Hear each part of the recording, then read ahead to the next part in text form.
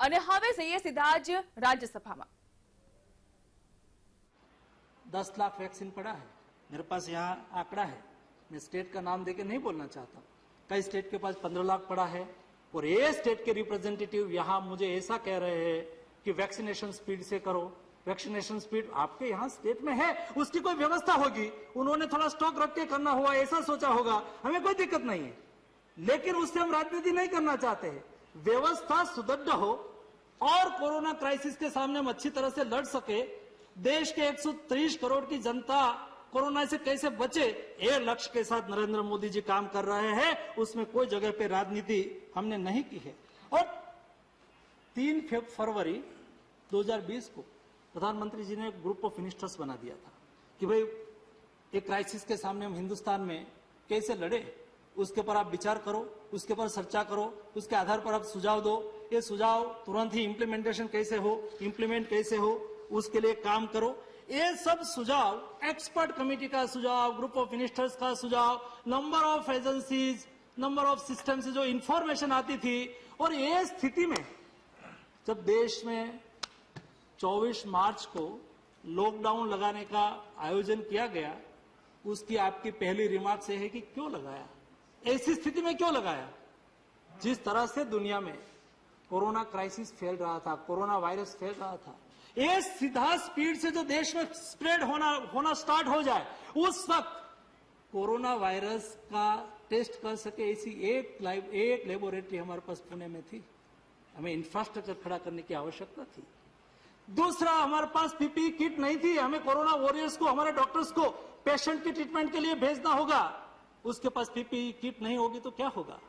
मुझे कई कंट्री का एग्जाम्पल मुझे पता है, मैं कई कंट्री का उल्लेख करना नहीं चाहता हूं, लेकिन जब एक क्राइसिस शुरू हुई तब से मैं फार्मा डिपार्टमेंट देख रहा था, केमिकल्स फर्टिलाइजर मिनिस्ट्री का, मुझे पता है जिस तरह से दुनिया में जिस क्राइसिस प्रारंभ हुआ था और वहां की जो स्थिति थी, मैंने इंडिया से बेस्ट मेडिकल इंफ्रास्ट्रक्चर जिस कंट्री में माना जाता है, एक कंट्री की लाचारी देखी है।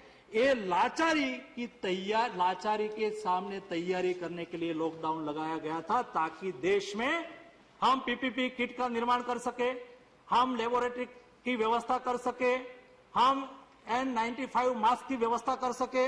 ये सारी व्यवस्था हमें करनी थी, हमारे पास नहीं थी। ये लॉकडाउन लगाने से हम उसको रोक पाए, स्प्रेड स्लो हुआ, तब जाके हिंदुस्तान धीरे धीरे व्यवस्था खड़ी कर दिया। और उस वक्त फर्स्ट वेव में मैंने देखा है, उस वक्त जिस तरह से दुनिया की स्थिति हुई थी, डेवलप्ड कंट्री की स्थिति हुई थी, मोदी जी को कॉल आता था, जयशंकर जी को कॉल आता था, हमें हाइड्रोक्सीक्लोरोक्विन चाहिए, हमें एजिथ्रोमाइसिन चाहिए, हमें पैरासीटामोल चाहिए।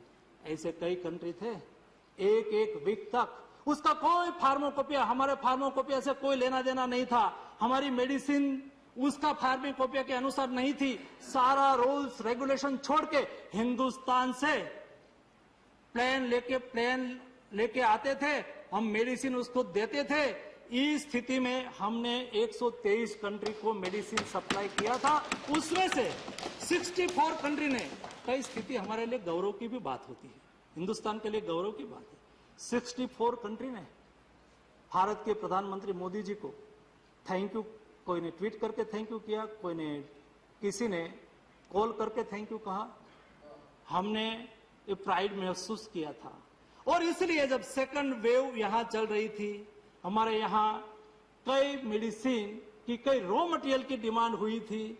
और जयशंकर जी ने जब विदेश अमेरिका ने कहा, तब अमेरिका के प्रेसिडेंट ने कहा कि हिंदुस्तान ने फर्स्ट वेव में हमें मदद किया था, उसको हम भूल नहीं सकते हैं। ये इसलिए आपने जो कहा ना कि वैक्सीन क्यों दे दिया, वैक्सीन हिंदुस्तान को नहीं देनी थी, लेकिन जब वैक्सीन मार्केट में आई, और उस वक्त हम क्या बोलते थे, कि क्यों ऐसा बोलते थे हम, सारी दुनिया में वैक्सीन एक पेंडेमिक का सॉल्यूशन होता है, ये लगा ये इसका नाम से है, उन्होंने ली है, ये पार्टी की है, ऐसे कमेंट करके देश को गुमराह किया गया था। और वैक्सीन की शेल्फ लाइफ 6 महीने की होती है, हम लगाए भी नहीं, हम किसी को दे भी नहीं, तो बिगड़ जाएगी, तो कंपनी को हम क्या कहेंगे। તો રાજ્યસભામાં મનસુખ માંડવિયાએ કોરોનાની વેક્સિનને લઈને નિવેદન આપ્યું અને કહ્યું છે કે જે પ્રકારે વિપક્ષ દળ દ્વારા વેક્સિનેશનના કાર્યક્રમને લઈને કેન્દ્ર સરકાર રાજ્ય સરકાર ઉપર ઢાંકપિછોડો કરવામાં આવી રહ્યો છે, તેવા સંજોગોમાં સૌ કોઈએ એક થઈને આ પેન્ડેમિકની સામે લડવાની જરૂર છે।